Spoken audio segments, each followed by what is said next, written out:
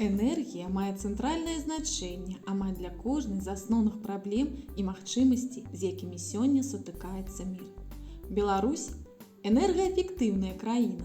На сучасным этапе развіцця Беларусь прыкладае шмат намаганняў для захавання энергіі. Я хачу, каб усе памяталі, той народ узбагаціцца, дзе кожны пра энергаэканомію клапаціцца. Давай праілюструем гэта на плакаце.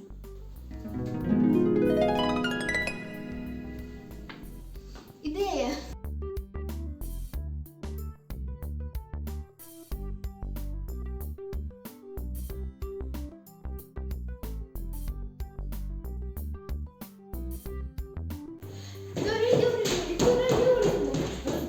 Ідея!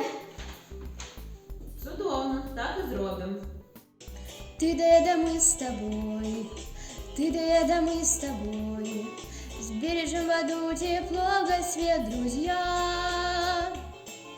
Может быть, тогда наши дети будут в радости жить на свете, будет процветать наша Белоруссия. І ось, що у нас отрималось. Пам'ятайте, тільки той народ збагатиться, який про енергоекономію клопотиться.